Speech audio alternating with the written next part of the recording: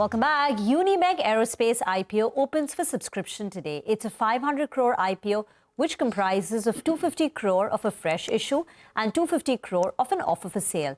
The company has already raised 149 crore rupees via the anchor book. To talk more about the company, the IPO offering, Anil Kumar, Chairman, Managing Director, and Ram Krishnan Kamajhala, the whole-time Director and CFO of the company, are with us on the show now. Thank you very much for joining in.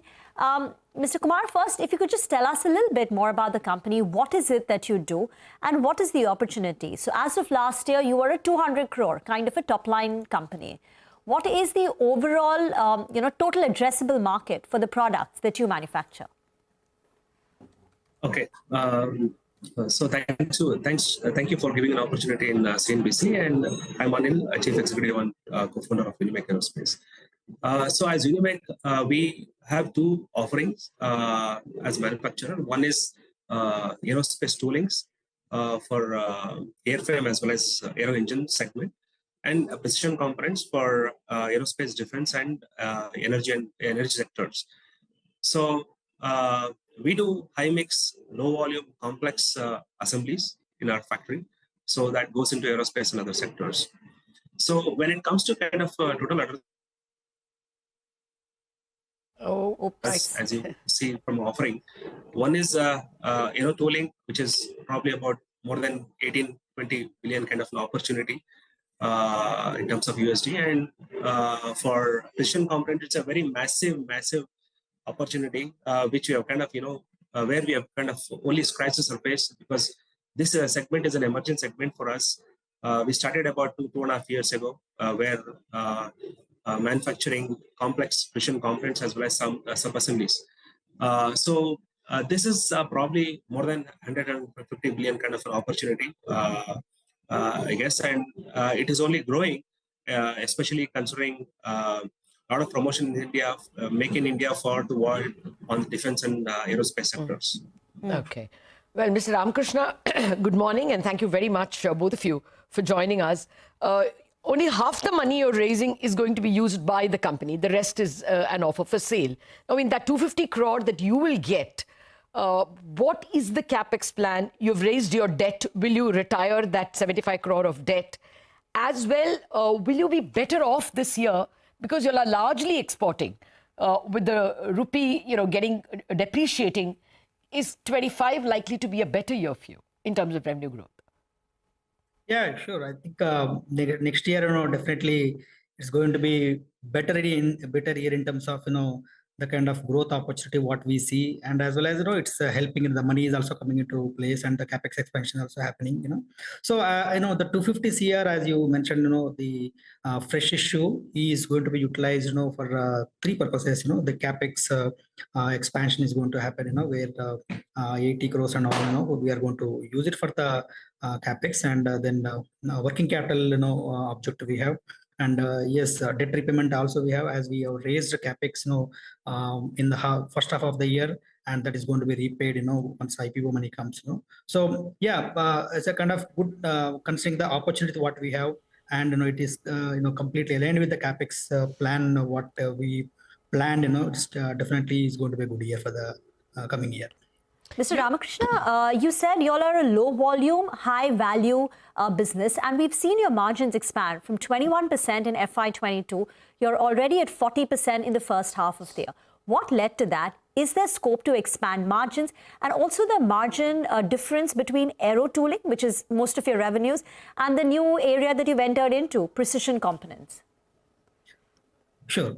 So the segment what we have selected is high mix, high mix, high complex, and low volume category, which is a kind of a niche segment which many of the manufacturer in India, not focused. Even for that matter, I think China also never focused on this segment, which is a kind of complex by nature, and volume wise, definitely is a kind of low kind of opportunity, because it's a large assembly kind of activity. So by nature, this segment, tend to give more margin, and more so it is the aerospace sector. So but yeah, this year, first half of the year, the margins are slightly better than last year. Having said that, I don't I can't assure, it's going to be the same manner.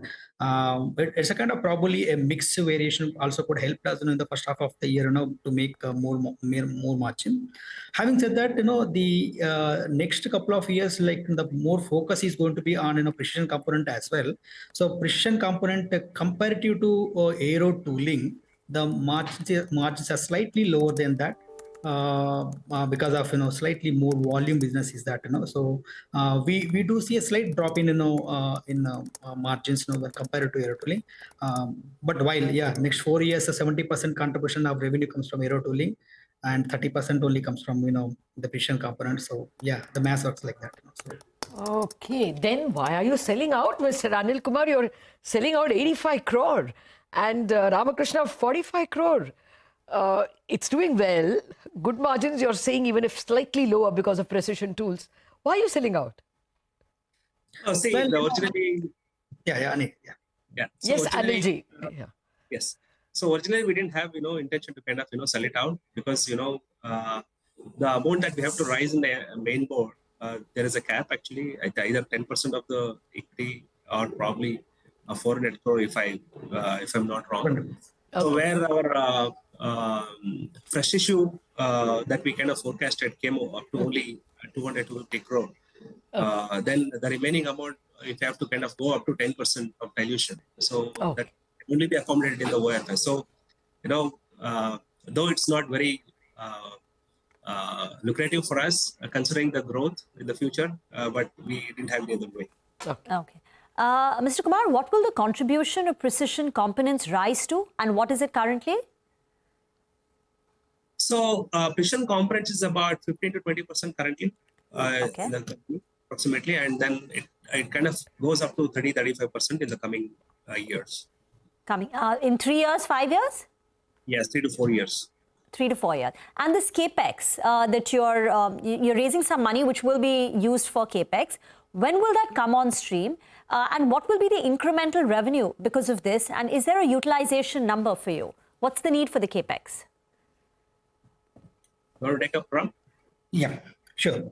The Capex, there are 3, phases, I would say, The first phase already in H1, is already happened, maybe a couple of weeks or a month ago, we already some Capex already come. And the next phase of Capex, post IPO money comes, so once we pay the money, by before March, the next phase of Capex is going to be infused, or it's going to be, come in. The next year the balance Capex is coming. So in terms of revenue linking, if you see, while I can't give any number in future, but I can give an indication that the revenue per month revenue kind of thing, is definitely going to increase significantly as the first half of the year, Capex is already infused, which is a kind of one-time, Capex increase, compared to previous one. And then the coming Capex, which is going to be before March, which comes, that is going to be almost 1.2 times, kind of Capex, addition is going to happen, and the balance is going to come up, some portion is going to come up the next year. So we would definitely see kind of 2 to 2.5 times kind of, monthly revenue growth or kind of revenue growth from that perspective, because the Capex expansion is 2 to 2.5 times is going to happen in 12 to 15 months time. Okay, that sounds very impressive, and I think investors will be very glad to hear that you are selling it as a heart wrench, because the rules require that at least 10% have to be listed in the first round.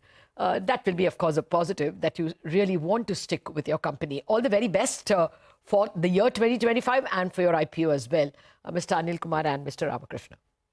Thank you. Thank you very much.